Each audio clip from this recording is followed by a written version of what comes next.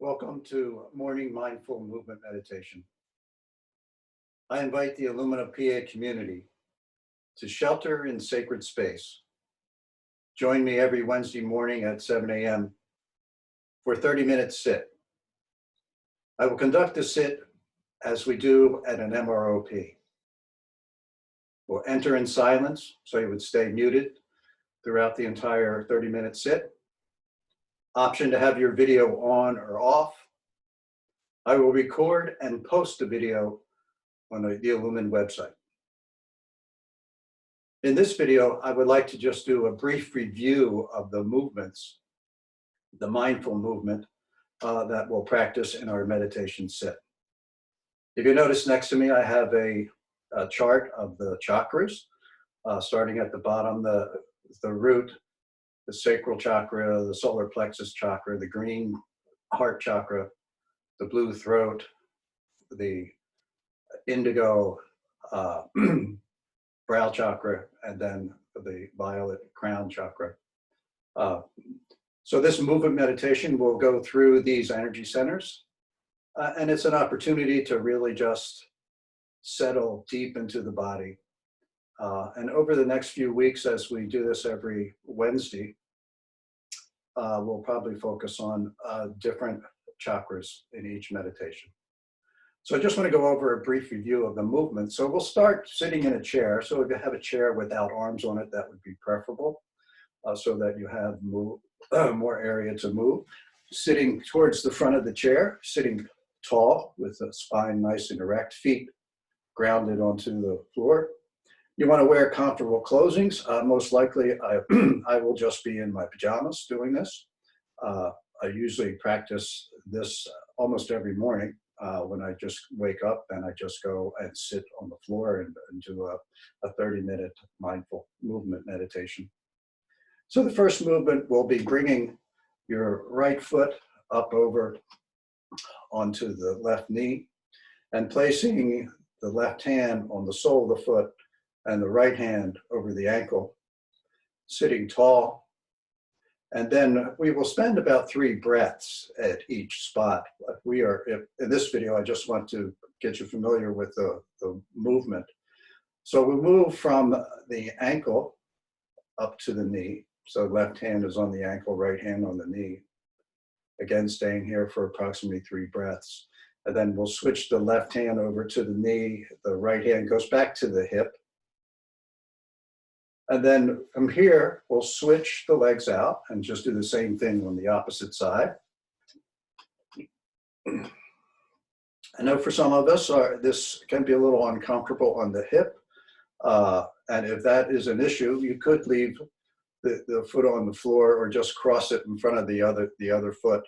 And we can make modifications by just placing a hand on the knee and the ankle.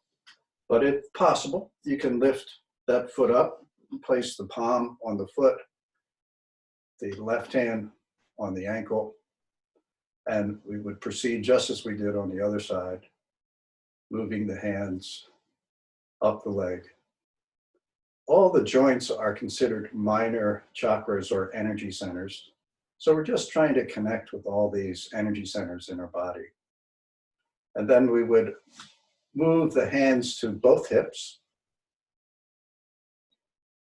And then the legs are really considered, or I consider the legs an extension of the root chakra. And the root chakra is the area that we're actually sitting on. It's the perineum at the bottom of the spine. The perineum is the muscles that run from the pubic bone in the front, or I'm sorry, the pubic bone in the back and to the coccyx bone in the back. I screwed that up a little bit, but that's okay. So first option is to place one hand just sort of over the front and imagine that you're actually touching the perineum area. Another option is to physically lift your hand up and sit right on your hand. Now your hand is right on the perineum. Option to take the right hand in the back. Since we're doing this in the privacy of our home, and you have the option to either have your video on or off, you might choose to do this. But in my own private practice, I do this as it helps really connect with that root chakra area. And so from here, we would do a movement associated with the root chakra, and I call this the squaring of the root. So just moving forward, moving over to one side, and then back on that side, and then across the back, and then forward on the left, moving across the front and back.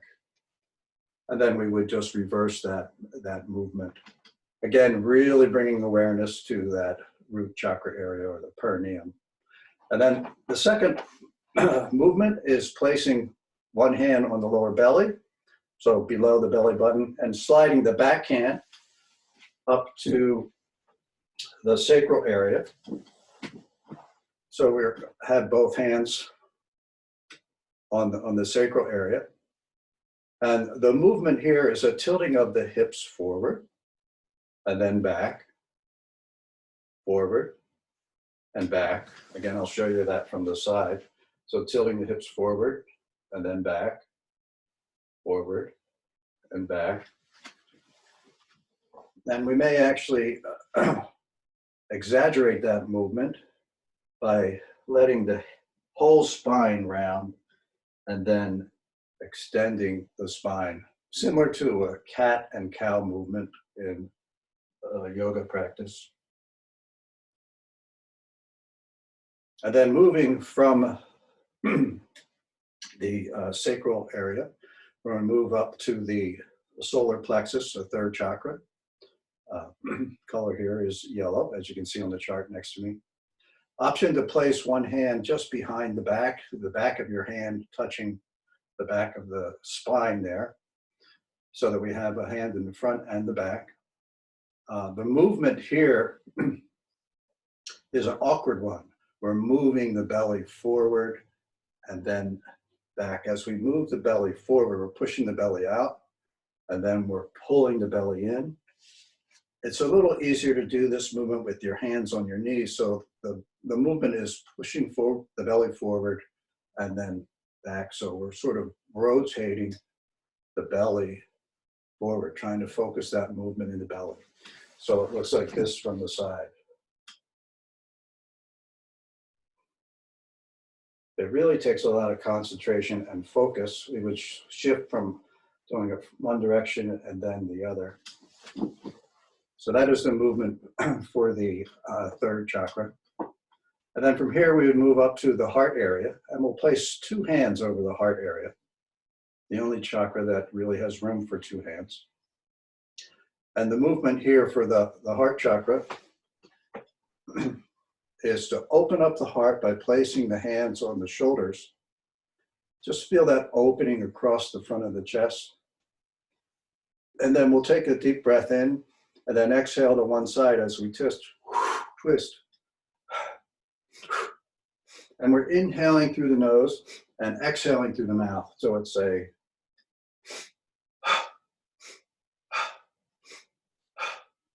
and then we would switch sides. So we would then blow the air out and inhale on the other side. And then coming to stillness, we bring the hands together, interlacing the hands and bringing the interlaced knuckles right up underneath the chin. So we're going to open up the throat chakra here by inhaling through the nose and exhaling through the mouth as we bring the elbows down. Lifting the chin, inhaling, and then exhaling with an open mouth. And we would do that several times, so we might speed it up and slow it down. And then from this area, we're going to move up to the brow chakra by placing the four fingers right over the center of the forehead and opening up the chakra by bringing the fingers apart, doing the same thing in the back of the head, and then bringing the hands over the eyes, inhaling through the nose, and then exhaling as you open your eyes. Inhale. and exhale. And I usually do this in a dark room, and if I have a candle, this is where I would focus on the candle when I open my eyes. So inhale, exhale, open your eyes.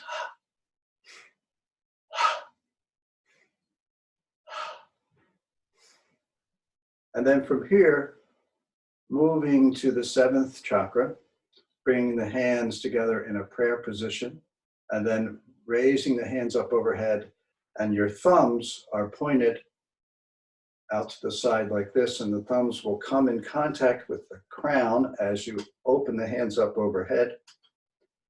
So it's inhaling, gathering energy, exhaling, and as the thumbs touch the top of the head, and then the hands reach high.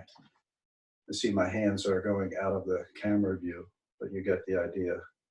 So it's inhale, and then exhale. And there's a real sense of joy and excitement on the exhale. So it's almost, with practice, you can feel an ecstasy, a real connection with divine energy. And then after that, we'll bring the hands to rest on the, on the knees, turning the palms up. And then we're going to just go through some finger mudras or hand postures, bringing the index finger and thumb together in both hands. And we would use this to scan the body for any fear, scanning all those energy centers for any fear. And then we would open up and go to the ring finger and thumb, scanning the body for any anger. And then moving on to the ring finger, scanning the body for any sadness. And then opening up and moving on to the little finger and the thumb, scanning the body for any shame. And opening the hand up wide, and then bringing all the fingers and the thumb together and scanning the body for joy. And then opening the fingers up. And then there's one more posture where we bring the hands together,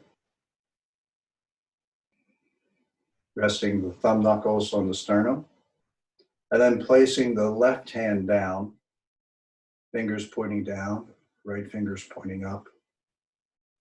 This is called a Harad line meditation, where we're imagining the energy from the fingers going down into the earth, connecting to the hot molten core, the center of the earth, and bringing the energy of Mother Earth up into our body, and then taking that energy up through all the energy centers that we just visited, and the energy going through the fingers up to through your outer chakras, connecting to your star, connecting heaven and earth here, and balancing masculine and feminine energies in your body. And then finally, we'll bring our hands together and end our practice by bowing forward. And we've been, when we bow forward in our yoga practice, we end by saying namaste. Option to bring your elbows just to your thighs and just let your head bow forward. And the word namaste means when I am in that place in me, and you are in, when I am in that place in me where the whole universe resides, and you are in that place in you, we are one. So I look forward to our Wednesday morning, 7 a.m., 30-minute sit.